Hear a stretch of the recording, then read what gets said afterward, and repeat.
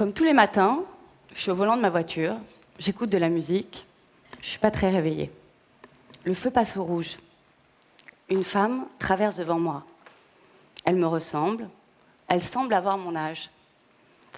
Ça pourrait être ma sœur ou ma copine.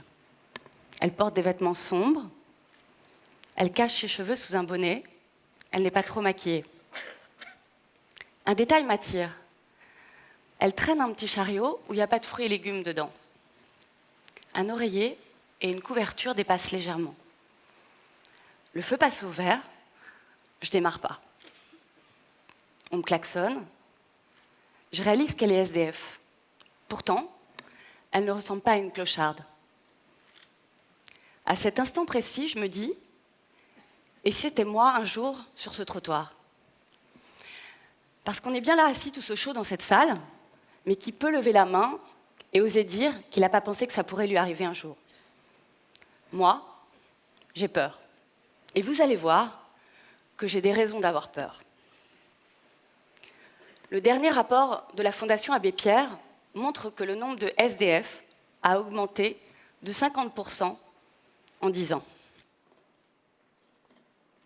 Aujourd'hui, 143 000 personnes sont sans domicile fixe et les femmes ne font pas exception. C'est juste une réalité sociale méconnue. Elles sont de plus en plus nombreuses. Elles seraient 7 000 à Paris. Pourtant, personne ne les voit. Personne ne les remarque. Elles sont invisibles. Derrière ces chiffres froids et glaçants, il y a pourtant des visages. Elles s'appellent Martine, Myriam ou Barbara. Certaines ont 20 ans, d'autres 60. Et toutes avaient une vie comme moi avant. Une maison, un travail, un mari, et pour certaines des enfants. Si vous ne les voyez pas, c'est normal. Elles se cachent, se rendent transparentes, oublient leur féminité, passent des nuits à errer dans la ville, des jours qui se ressemblent sans jamais vraiment savoir où elle est. Alors où sont-elles? Comment survivent-elles? Moi, je suis réalisatrice. Depuis 15 ans, je raconte le monde à ma façon. L'adoption, la maltraitance infantile, les bébés secoués. Un jour, je suis policière à la brigade des mineurs, un autre, infirmière à l'hôpital Necker. Il y a 2 ans, à ce fameux feu rouge, cette femme, elle m'a donné envie d'aller à la rencontre de celle qui avait perdu pied. Mais sans tomber dans la caricature, sans montrer des femmes alcooliques ou des femmes qui souffrent de troubles psychiatriques. Je voulais montrer des femmes qui nous ressemblent, celles qui sont sur le fil, celles qui s'accrochent encore, des combattantes. Celles qui croient encore à ce qui peut nous caractériser, nous les femmes, c'est-à-dire l'envie d'être jolies. Alors je décide de mettre mon savoir-faire à leur service et je vais faire un documentaire. Je vais les rendre dignes, belles, avant de montrer qu'elles sont SDF, pour permettre peut-être de changer notre regard à tous. Mais comment faire? Alors que j'ai pas eu envie de faire comme d'habitude, c'est-à-dire aller voir des professionnels, rencontrer des gens pour qu'on m'explique comment faire. Un soir, je mets une doudoune, un bonnet, des baskets, j'enlève mes bijoux et je pars dans les rues de Paris, à leur rencontre. Comment leur parler, les tutoyer, les vouvoyer, leur offrir un sandwich, de l'argent? Je suis mal à l'aise. Je sais pas trop comment m'y prendre. Je passe des jours à me présenter. Salut, je m'appelle Claire, je voudrais faire un documentaire, vous avez 2 secondes à m'accorder, vous voulez prendre un café avec moi? On me regarde hyper bizarre, on se demande ce que je veux. Je me fais jeter, beaucoup. Et puis un soir, c'est la rencontre. J'aperçois une fille au loin, sur le boulevard Haussmann. Elle m'attire comme un aimant. C'est la fille que je cherche, j'en suis sûre. Je lui tape sur l'épaule, elle se retourne, elle me sourit, elle accepte de prendre un café avec moi, et elle me balance sa vie. Elle s'appelle Barbara, elle a 26 ans, ça fait 1 an qu'elle vit dans la rue.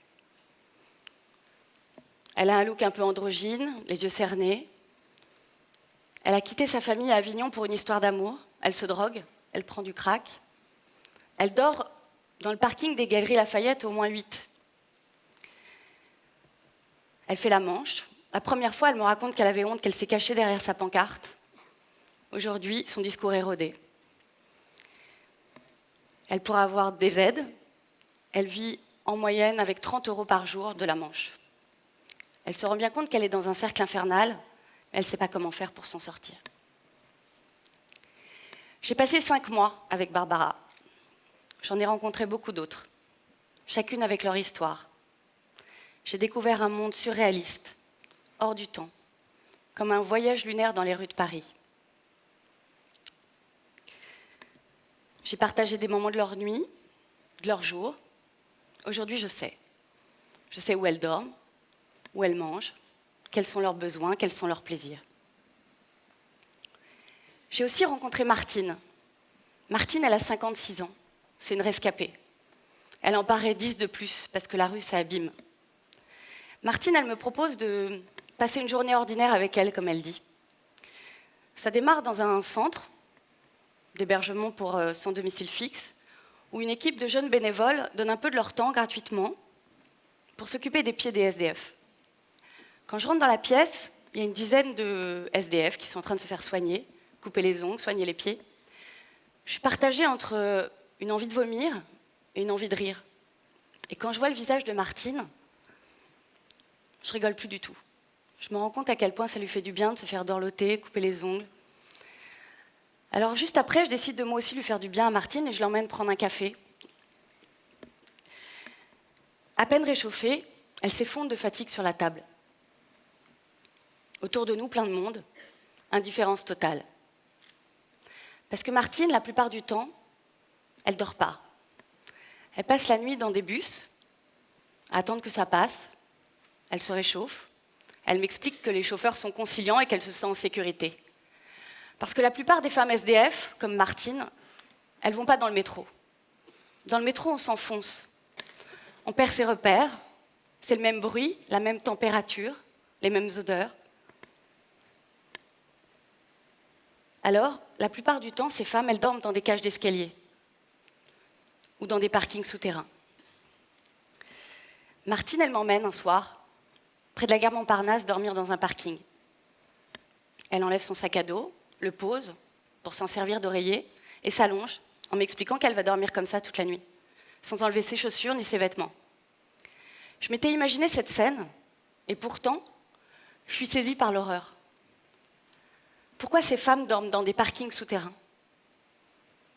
Parce qu'à Paris, il n'y a qu'une seule ligne.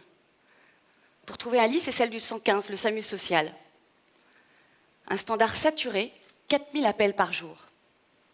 Et quand on a la chance de décrocher une place, ces femmes y vont la peur au ventre. Parce que dans ces centres, tout le monde se mélange. Les hommes et les femmes. Le jour, c'est un petit peu plus facile. Il y a des lieux qui les accueillent pour faire leurs papiers, se reposer, prendre une douche. Mais là encore, tout le monde se mélange, les hommes et les femmes. Il y a très peu de lieux réservés pour les femmes.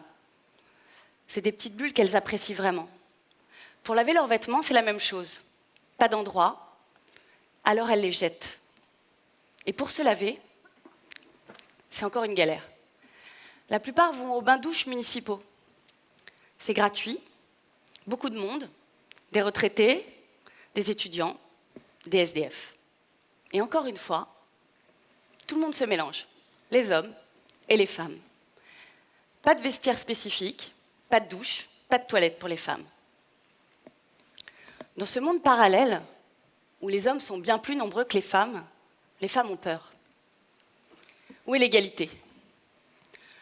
Que font les hommes politiques, les pouvoirs publics ou les chefs d'entreprise pour ces femmes? Moi, en tout cas, depuis que je les ai rencontrées, je pense à elles. Tous les matins, quand je me mets de la crème ou du parfum, je me dis que j'ai de la chance. Elles m'ont appris à relativiser, elles m'ont donné de l'énergie, elles m'ont fait rire, elles m'ont offert des cadeaux improbables, des bottes en cuir, une pince à épiler, un foie gras. Certaines s'en sont sorties, d'autres y sont encore. J'ai organisé une projection pour leur montrer mon film. Elles étaient toutes là pour se voir sur grand écran. Elles avaient peur. À la fin, l'une d'entre elles est venue me voir et m'a dit « Je me suis trouvée belle. Merci. » J'avais gagné une partie du combat. Pourquoi pas vous?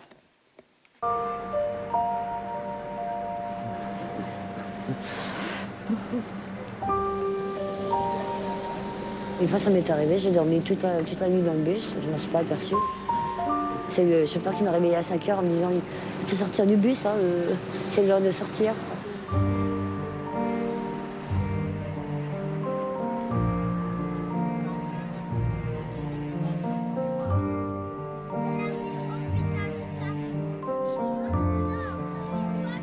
Il y a aussi les hôpitaux, mais dans les hôpitaux, ils sont un peu moins sympathiques.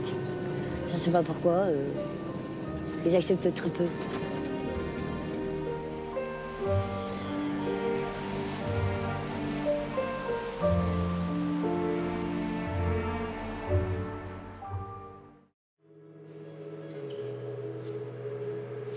Allez Cléo.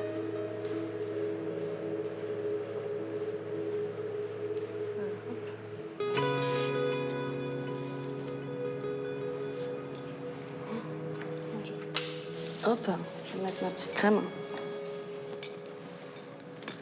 Oh, par contre, comme je mange pas bien, je perds beaucoup de cheveux.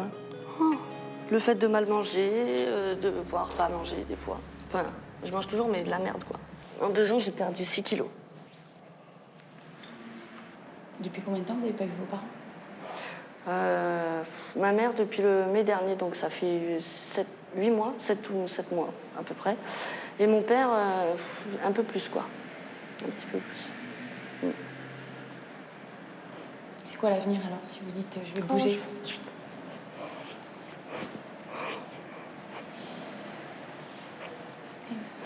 Pardon. C'est normal.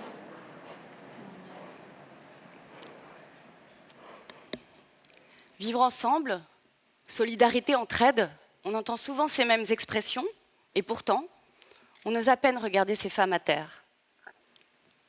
Chacun peut faire quelque chose.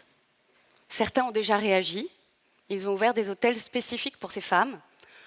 D'autres ont créé des mobiles douches dans des camping-cars. Continuons. Tendons-leur la main et réveillons nos consciences.